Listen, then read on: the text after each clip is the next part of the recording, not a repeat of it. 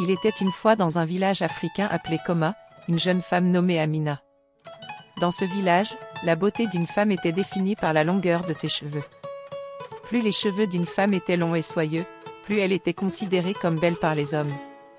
Quand Amina était petite, elle avait des cheveux normaux, comme toutes les autres filles de son âge. Cependant, en grandissant, elle développa une maladie qui faisait tomber ses cheveux. Peu importe les remèdes qu'elle essayait, rien ne pouvait stopper la chute de ses cheveux. Rapidement, elle devint la femme la plus chauve du village de Koma.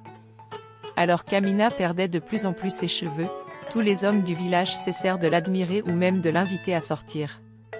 Un par un, toutes ses amies se marièrent, la laissant seule chez son père, vieillissant jour après jour.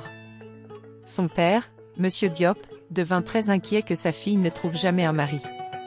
Les sœurs cadettes d'Amina s'étaient toutes mariées et vivaient heureuses avec leurs maris, laissant Amina seule et célibataire. Cette situation pesait lourdement sur le cœur de Monsieur Diop. En tant que père aimant, il se mit en quête d'un mari pour sa fille avant qu'il ne soit trop tard. Un jour, Monsieur Diop apprit que le fils d'un de ses bons amis, un jeune homme nommé Karim, qui venait de revenir au village après avoir vécu en ville pendant de nombreuses années, cherchait à prendre une épouse. Excité par cette opportunité en or, Monsieur Diop raconta rapidement à son ami tout sur sa fille Amina. Une date fut fixée pour que Karim vienne rencontrer Amina avec l'intention de peut-être l'épouser. Quand Amina entendit parler de ce futur mari potentiel, elle fut ravie. Cela pourrait-il enfin être sa chance de se marier comme toutes ses amies et sœurs? La veille de la visite de Karim, Amina passa des heures à se préparer, à s'embellir, en se coiffant comme elle le pouvait. Le lendemain, Karim arriva dans la maison familiale d'Amina, mais dès qu'il posa les yeux sur la très chauve Amina, son visage se rembrunit de déception. Ce n'était clairement pas la femme magnifique qu'il avait imaginé épouser. « Je ne peux pas épouser cette femme chauve, dit-il rudement en la regardant avec dégoût. Sans un mot de plus, il tourna les talons et quitta la maison. Amina était dévastée. Toute la joie et l'excitation qu'elle avait ressentie un instant auparavant s'évanouirent instantanément. Elle retourna dans sa chambre, verrouilla la porte et pleura sans cesse pendant des jours. « Je resterai célibataire et seule. Aucun homme ne voudra jamais m'épouser, répétait-elle en pleurant. Après avoir passé des jours enfermée à pleurer dans sa chambre, Amina en eut assez de se cacher et de se sentir déprimée. Il devait y avoir une solution à son problème, pensa-t-elle. Elle savait exactement où se tourner. Elle irait voir la grande déesse du fleuve. Amina quitta la maison et marcha à travers le village jusqu'à atteindre le bord du fleuve. Prenant une profonde inspiration, elle appela d'une voix forte, « Grande déesse du fleuve, s'il te plaît, entends mon appel et viens à moi. J'ai grand besoin de ton aide. » Comme par magie, la surface du fleuve commença à bouillonner et à se troubler. Puis, une femme incroyablement belle, à la peau scintillante et bleue, émergea des eaux en ébullition. C'était la déesse du fleuve en personne. « Que puis-je faire pour toi, jeune fille ?» demanda la déesse du fleuve. « S'il te plaît, grande déesse, rends-moi mes cheveux longs et soyeux comme les autres filles de mon âge, » supplia Amina, les larmes aux yeux. « Tous les hommes du village m'ont rejeté à cause de ma calvitie. Toutes mes amies sont mariées et me voilà, toujours indésirable et seule. S'il te plaît, aide-moi à retrouver mes cheveux pour que je puisse trouver un mari qui m'épousera. Je t'en supplie. » La déesse du fleuve regarda Amina avec un regard de pitié et de compréhension. « Ma chère, tu es belle telle que tu es. Tu dois apprendre à t'aimer malgré ce que les autres peuvent penser. Cependant, je vais t'aider. Avant le prochain jour de marché, tu trouveras un homme qui t'aimera, te chérira et te prendra pour épouse. C'est ce que je te promets. » Amina réfléchit à ce que la déesse du fleuve avait dit. La promesse de finalement trouver un mari était excitante, mais ce n'était plus suffisant pour elle. Son visage se durcit de haine et de colère. « D'abord, commença-t-elle, je veux que tous les hommes de ce village qui m'ont rejeté et humilié souffrent. Je veux qu'ils paient pour toute la douleur qu'ils m'ont infligée avec leurs paroles cruelles et leurs regards de dégoût. » La déesse du fleuve resta silencieuse un moment, puis dit simplement, « C'est fait.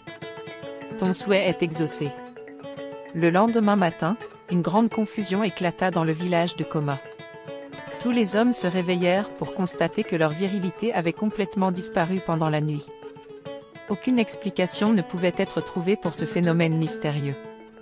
Paniqués, les hommes se précipitèrent pour consulter le prêtre vaudou du village, un homme considéré comme ayant de grands pouvoirs mystiques et une connaissance du monde des esprits. C'est lui qui donna aux hommes la réponse choquante à leur malheur après avoir consulté son oracle. C'est Amina, la femme chauve, qui a pris toute votre virilité en acte de vengeance pour l'humiliation et le rejet qu'elle a subi de votre part pendant tant d'années, proclama le prêtre vaudou. Le seul moyen de restaurer votre virilité est que chaque homme couche avec Amina. Jusqu'à ce moment-là, vous resterez tels que vous êtes, des hommes incomplets. Un gémissement collectif traversa la foule d'hommes alors qu'ils réalisaient leur sort. Les paroles du prêtre vaudou étaient absolues. S'ils voulaient retrouver leur intégrité, ils devraient coucher avec la femme la plus chauve et la plus indésirable du village. C'était un coup dévastateur pour leur ego, mais les hommes n'avaient pas le choix. Un par un, ils firent la queue devant la maison d'Amina, attendant leur tour pour coucher avec la femme qu'ils avaient méprisée pendant si longtemps. Étonnamment, malgré leur répulsion initiale, Amina parut instantanément attirante aux hommes dès qu'ils entraient dans sa maison pour être avec elle. Les hommes passaient littéralement des heures et des heures avec Amina. Leur virilité devenait énergique et active lorsqu'ils étaient avec elle, mais totalement inactive et molle lorsqu'ils essayaient d'être avec leurs épouses ou toute autre femme du village. Ils étaient impuissants face à l'emprise qu'Amina avait sur eux. Pour Amina, c'était une victoire totale et une revanche. C'était tout ce qu'elle avait toujours rêvé, être désirée par tous les hommes, être vue comme la femme la plus belle et la plus convoitée du village, au lieu d'être chauve et indésirable. Les épouses essayèrent tout pour attirer leur mari de retour, même en menaçant de les quitter, mais les hommes ne pouvaient tout simplement pas se détacher du charme envoûtant d'Amina. Après des mois de tourments, les épouses, à bout de nerfs, se rendirent enfin chez le prêtre vaudou, exigeant qu'ils trouvent un moyen de libérer leur mari de l'emprise d'Amina et de restaurer leur virilité une fois pour toutes. Il doit y avoir une contre-incantation qui peut annuler cette magie noire qu'Amina a utilisée, plaidèrent-elles auprès du prêtre vaudou. Nos foyers et nos familles sont en train de se déchirer. Vous devez nous aider. Le prêtre vaudou, prenant pitié de ces femmes, jeta ses os et consulta une fois de plus son oracle mystique. Après plusieurs longs moments et quelques mouvements de son nez, il parla enfin. « Oui, il existe un moyen de briser cette malédiction sur vos maris, dit-il. Vous devez prendre cette poudre spéciale qui possède une magie ancienne. » Il tendit aux épouses un petit pot. Saupoudrez le contenu autour de la maison d'Amina et elle tombera dans un sommeil profond. Ensuite, chantez cette phrase de contre-sort que je vais vous enseigner. Le sort sur vos maris sera dissous, leur virilité et leur capacité à désirer d'autres femmes seront instantanément restaurées. Les épouses saisirent le pot dans leurs mains comme s'il s'agissait du plus précieux des joyaux. Elles apprirent rapidement la phrase de contre-sort du prêtre vaudou, le remerciant pour son aide. Ce soir-là, alors qu'il faisait encore sombre dans la maison d'Amina, les épouses mirent leur plan à exécution. Sous le couvert de l'obscurité, elles se glissèrent silencieusement dans le compound d'Amina. Avec des mains fermes et déterminées, les épouses répandirent soigneusement la poudre blanche autour de la maison d'Amina. À l'intérieur, Amina dormait profondément au centre de la maison, entourée des corps endormis de leurs maris. Ensuite, rapidement et en chœur, les épouses chantèrent 3 fois la phrase de contre-sort, exactement comme le prêtre vaudou leur avait appris. Au début, rien ne sembla se produire, mais ensuite, les hommes se réveillèrent, secouant la tête comme s'ils sortaient d'une transe. Leurs yeux s'écarquillèrent en réalisant où ils étaient et ce qu'ils avaient fait. « Ma femme, pardonne-moi, je ne voulais pas te trahir. » Une puissance sombre me contrôlait, commencèrent-ils à s'exclamer en se précipitant vers les bras de leurs épouses respectives. Le sort avait effectivement été brisé. La nouvelle se répandit rapidement dans le village de Koma que la malédiction avait été dissoute et que l'emprise d'Amina sur les hommes avait été détruite. Les maris et leurs épouses se réjouirent d'être enfin réunis. Quant à Amina, elle se réveilla le lendemain, confuse et étourdie, sans aucun souvenir des événements de la nuit précédente. Lorsqu'elle appela les hommes qui avaient si avidement satisfait ses désirs la veille, elle fut accueillie par le silence. Les hommes étaient tous retournés auprès de leurs épouses, refusant même de regarder dans la direction d'Amina maintenant que leur sort avait été rompu. Réalisant que la malédiction qu'elle avait invoquée sur les hommes du village grâce à la déesse du fleuve avait été annulée, Amina sut qu'il n'y avait qu'une seule personne qui pouvait lui fournir des réponses. Elle devait retourner au fleuve et essayer de retrouver la déesse du fleuve une fois de plus. Sans perdre de temps, Amina courut à travers le village jusqu'à la berge du fleuve.